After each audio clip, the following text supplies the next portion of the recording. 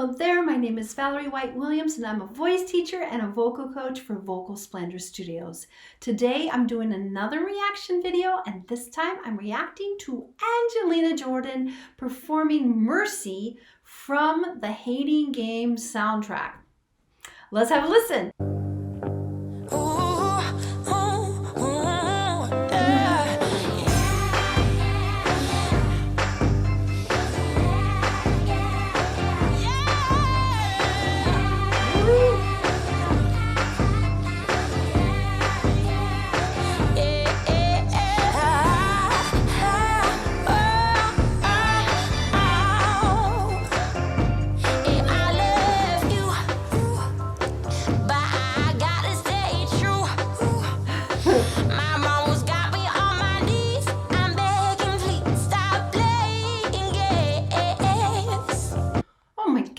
I did not expect this. I don't know this show. I don't know anything about it.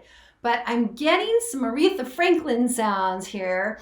But Angelina style. Hey! Funky.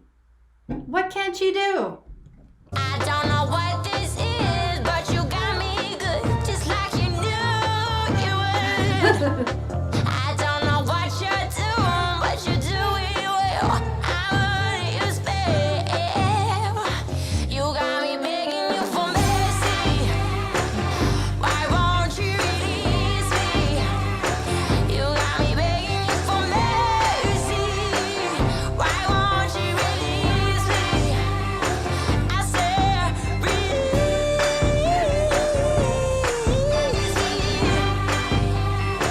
Oh my goodness, she got into that head voice so smoothly. I mean, she's got this beefy voice and she's 15. I think she's almost 16. But it's amazing because her voice is continuously going to get fuller into her late 20s. Not that it's going to totally change, but she's this rich and powerful now. Interesting. And just that top was just super effortless. And usually my altos, my deeper voices like she has, they're really scared of their high notes. They're like, I can't do it, I'm scared. And they are very insecure. And that's my job, to help them open up. But Angelina is so driven. She's been working on this for a long time, all these years when she was doing her own videos back in the day when she was, I think, in Norway. Now she's ready for prime time. I know she's almost going to be done. She's going to probably finish school, but we can't wait to see what happens next. Now you think that I will be something on the side, but you got to understand that I need a man who can take my hair. Yes, I do. I don't know what this is, but you got me good, just like you knew you would. I'm just gonna stop because she's using a lot of in the voice. If I got it, I don't have that full big sound. I'm more of a higher soprano, but she's using a lot of this kind of like noise, but in a very musical way. It works perfect with this kind of groove and the kind of like this throwback sound. Wise child there. I don't know what you do, but you do it well. I'm under your spell. You got me begging you for mercy. Why won't you release me? You got me begging you for mercy. Why won't you release me? I say you better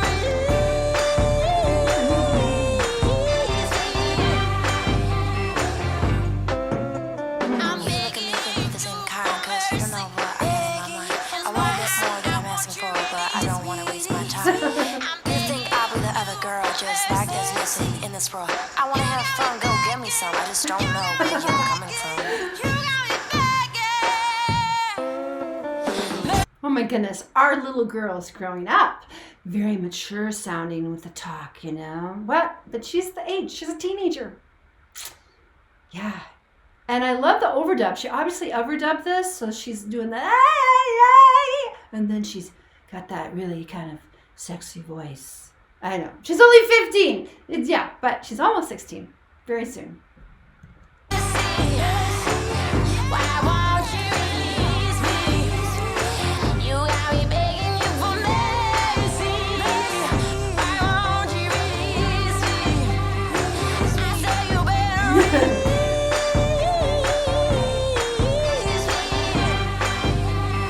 me. You got me begging you for mercy. Why won't you release me? You got me begging you for mercy. Why won't you release me? I say you better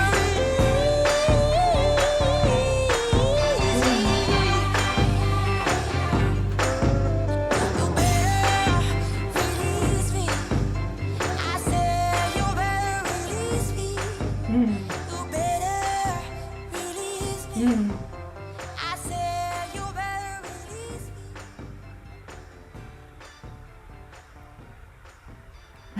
me. All right, that was really fun. I didn't know what to expect. I've never heard that song, but it definitely was a throwback to that 60s vibe where there's like, but up the background voices, yeah, you know, and then the interplay, and yeah, that scratchy voice, so kind of that little scratch coming into the voice definitely was really got that funky sound. Really reminds me of the 60s groups, Aretha Franklin.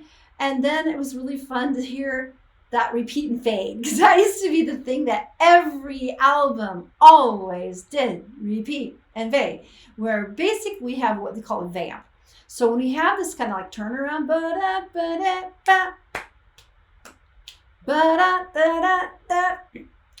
okay, and that's what we call a vamp, where the chord progression keeps turning around, turning around, turning around. Sometimes they're longer chord progressions. This one was a short one. And then singers can improvise over it or do other things with it. And then they just turn down the sound.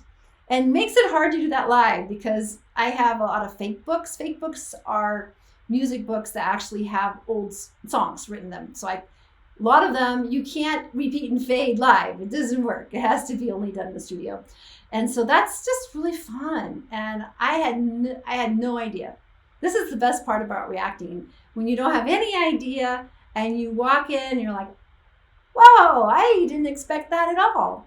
Because I don't know the song. That's why I don't like to research things too much, because I want to be open to what I hear.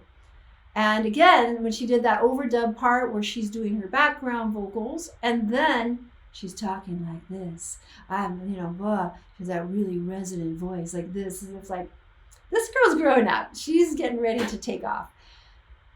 What can she do? I'd love to hear her sing opera. Maybe she probably could do that as well. Because here's the thing. It used to be this idea that if you're a singer, you need to train in one type of genre. Kind of like sports. Like, you can only play basketball, that's it. We're not going to do soccer because that might screw you up. Now we understand, it's even with athletes, that it's good to cross-train. So even if, basketball's your game, it's good to do another sport because it's just going to help your reflexes and everything. So it used to be this idea that in singing, that if you're going to be classical trained, which is what most colleges taught, that you have to focus on classical training. You can't do anything else because it could pollute your technique. That's what they thought. Or the other way around. I sing rock, but if I start singing classical, it'll ruin my rock voice. Now, that used to happen because voice teachers would try to clean people up that didn't understand the rock genre or the R&B genre. Now things are opening up, and really, you can sing multiple genres. It's just like sports. That was like an old style idea that you can't sing all these things, but you can, because you just are going to take a different approach. And it's also, you have to listen. It's not just the physicality, but you need to really study the genre, because that's another thing is people go, I want to sing this kind of music, but they don't listen to it enough, and then they kind of don't sing it in an authentic way, where they actually sing it in a way that makes sense to them because they haven't studied it. And then it doesn't sound authentic.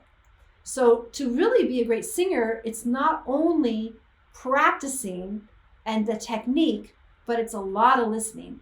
It's a lot of listening to the artist that you want to study, because you can't perform something if you haven't listened to it enough. And that goes for all music across the board. Classical singing, opera, R&B, whatever you want to sing, you need to listen to it.